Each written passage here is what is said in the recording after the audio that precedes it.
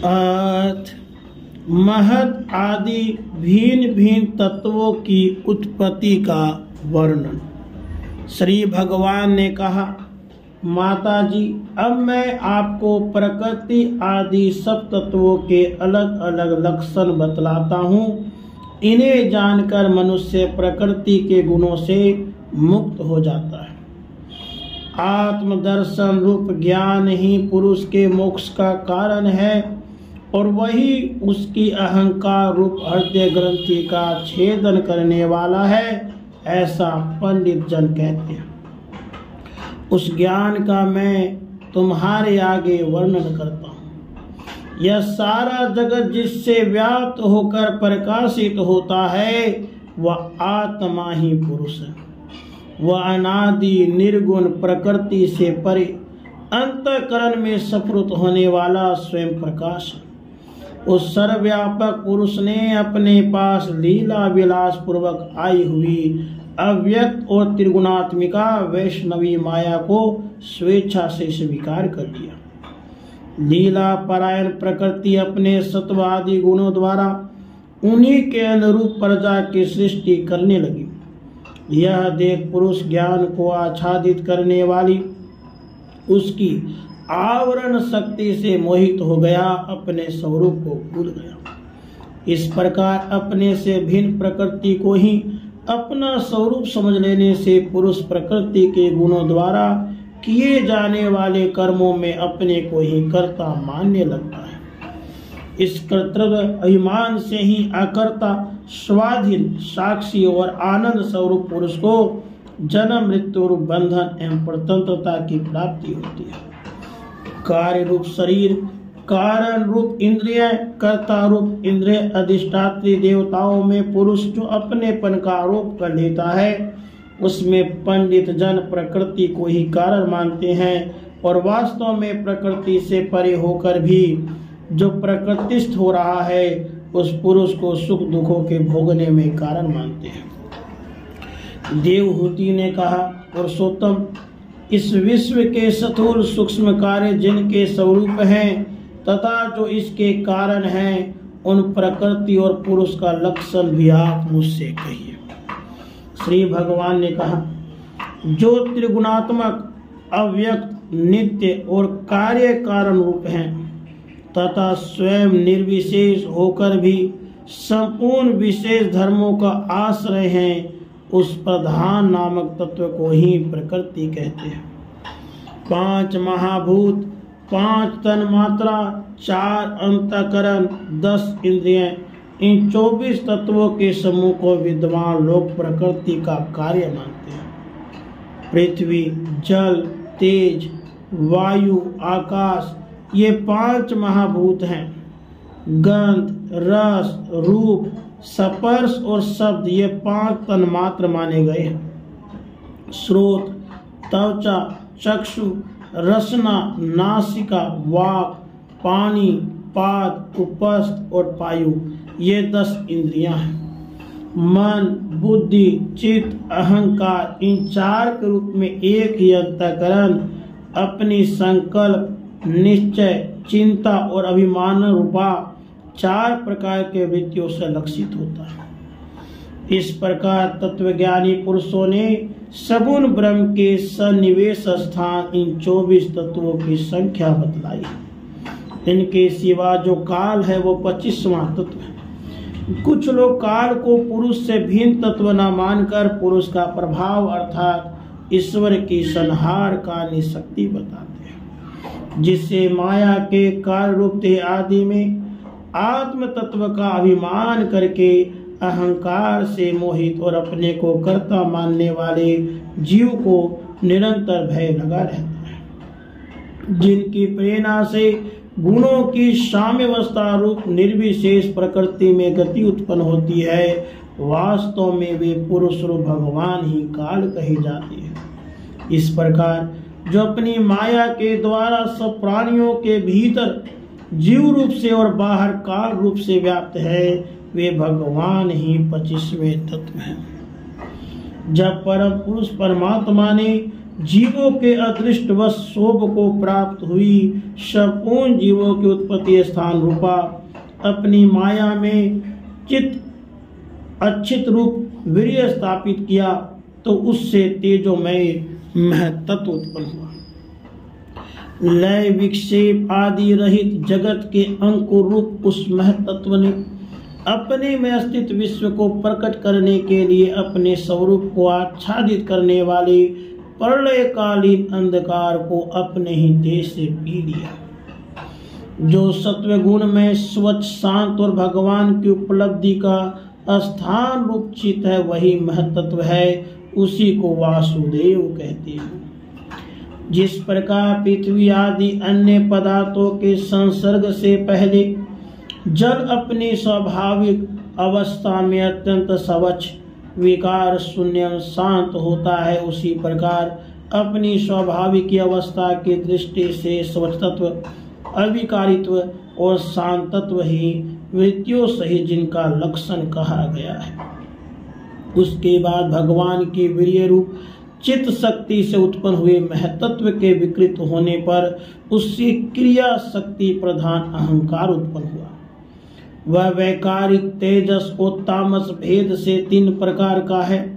उसी से क्रमशः मन, इंद्रियों और पंच महाभूतों की उत्पत्ति हुई। इन भूत, इंद्रिय और मन रूप अहंकार को ही पंडित जन साक्षात संकर्षण नामक सहस्र सिर वाले अनंत देव कहते हैं। इस अहंकार का देवता रूप से कर्तृत्व, इंद्रिय रूप से कर्णत्व और पंचभूतत्व से कार्यत्व लक्षण है तथा सत्व आदि गुणों के संबंध से शांतत्व, घोरत्व और मूढ़त्व भी इसी के लक्षण है। उपयुक्त 3 प्रकार के अहंकार में से वैकारिक अहंकार के विकृत होने पर उससे मन हुआ, जिससे संकल्प विकल्पों से कामनाओं की उत्पत्ति होती है। यह मन सत्व ही इंद्रियों के अधिष्ठाता अनिरुद्ध के नाम से प्रसिद्ध है। योगी जन शरतकालीन नील कमल के समान श्याम वर्ण वाले इन अनिरुद्ध जी को ही शनैः शनैः मन को वशीभूत करके आराधना करते हैं। माता फिर तेजस अहंकार में विकार होने पर उससे बुद्धि तत्व उत्पन्न हुआ। वस्तु का स्फुरन रूप विज्ञान और इंद्रियों के व्यापार में सहायक होना, पदार्थों का विशेष ज्ञान होना, ये बुद्धि के कार्य हैं। वृत्तियों के भेद से संशय, विपर्य अर्थात विपरीत ज्ञान, निश्चय, स्मृति और निद्रा भी बुद्धि के ही लक्षण है। ये बुद्धि तत्व ही प्रद्युम्न है। इंद्रियां भी तेजस अहंकार के ही कार्य हैं। कर्म और ज्ञान के विभाग से उनके कर्मेंद्रिय और ज्ञान इंद्रिय 2 भेद हैं। इनमें कर्म प्राण की शक्ति है और ज्ञान बुद्धि की। भगवान की चेतन शक्ति के प्रेरणा से तामस अहंकार के विकृत होने पर उससे शब्द तन्मात्र का प्रादुर्भाव हुआ। शब्द तन्मात्र से आकाश तथा शब्द का ज्ञान कराने वाली स्रोत इंद्रिय उत्पन्न हुई। अर्थ का प्रकाशक होना, ओट में खड़े हुए वक्ता का भी ज्ञान करा देना, आकाश का सूक्ष्म रूप होना विद्वानों के मत में यही शब्द के लक्षण है। भूतों को अवकाश देना, सबके बाहर भीतर वर्तमान रहना, प्राण, इंद्रिय और मन का आश्रय होना, ये आकाश के कार्य रूप लक्षण है। फिर शब्द तन्मात्र के कार्य आकाश आदि में काल गति से विकार होने पर स्पर्श तन्मात्र हुआ और उससे वायु तथा स्पर्श का ग्रहण करने वाली त्वक इंद्रिय अर्थात त्वचा उत्पन्न हुई। कोमलता, कठोरता, शीतलता और उष्णता तथा वायु का सूक्ष्म रूप होना, ये स्पर्श के लक्षण है। वृक्ष की शाखा आदि को हिलाना, तृण आदि को इकट्ठा करा देना, सर्वत्र पहुंचना, गंध आदि युक्त द्रव्य को घ्राण आदि इंद्रियों के पास तथा शब्द को श्रोत इंद्रियों के समीप ले जाना तथा समस्त इंद्रियों को कार्य शक्ति देना, ये वायु की वृत्तियों के लक्षण है।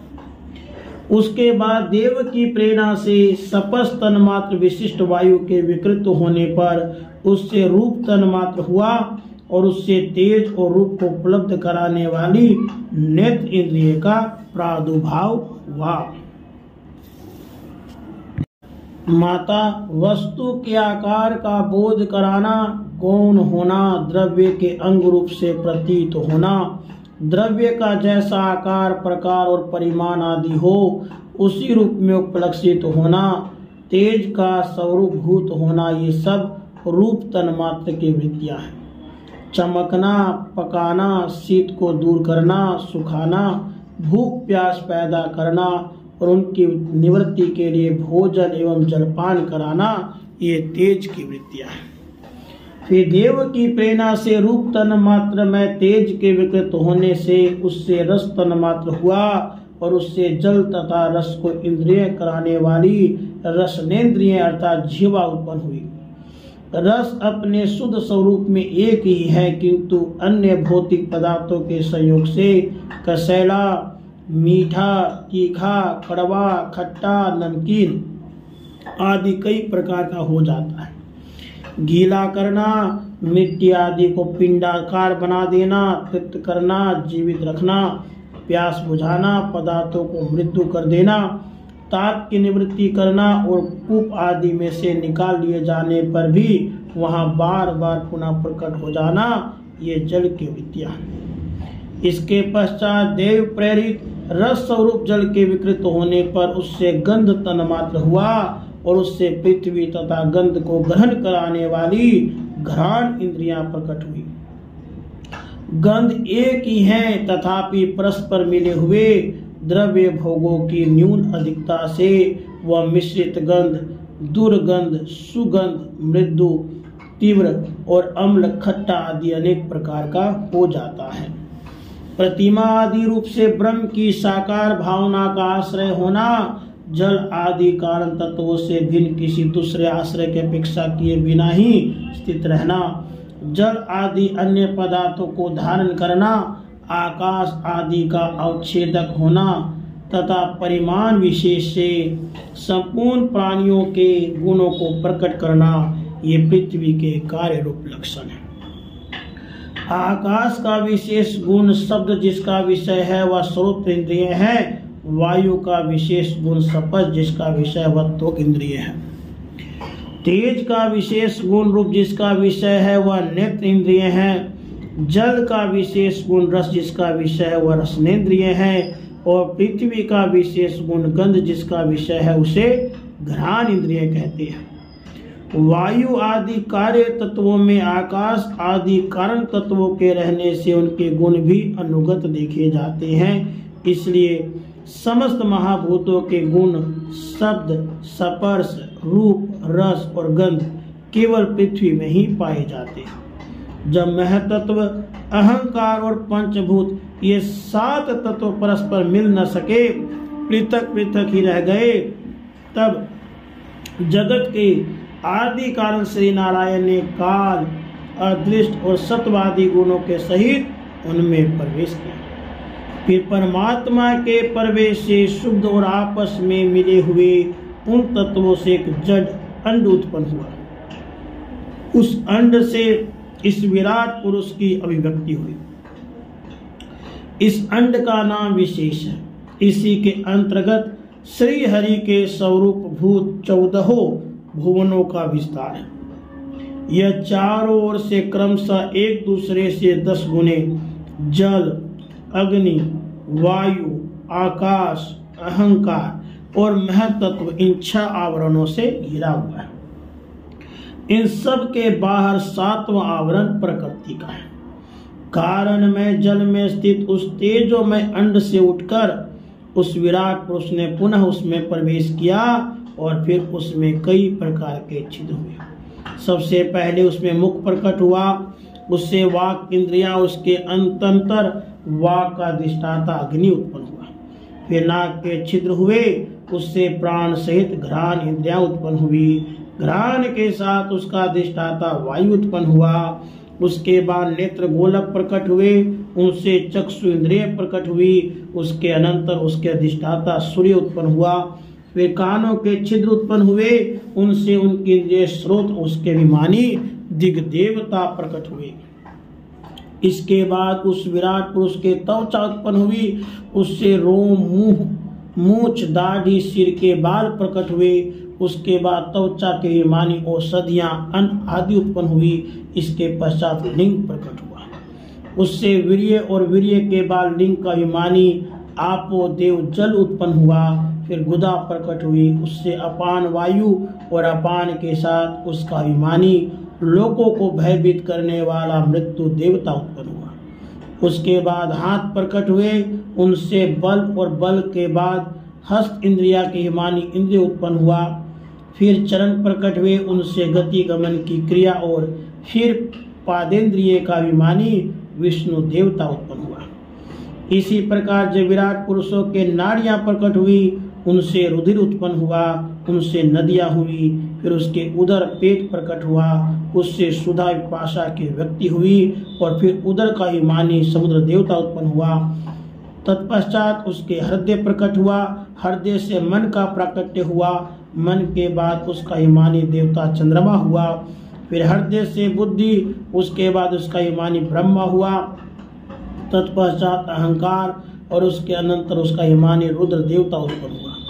इसके बाद चित्त, और उसका विमानी क्षेत्रज्ञ प्रकट हुआ। जब ये क्षेत्रज्ञ के अतिरिक्त सारे देवता उत्पन्न होकर भी विराट पुरुष को उठाने में असमर्थ रहे, तो उसे उठाने के लिए क्रमशः फिर अपने अपने उत्पत्ति स्थानों में प्रविष्ट होने लगे। अग्नि ने वाणी के साथ मुख में प्रवेश किया, परंतु इससे विराट पुरुष न उठा।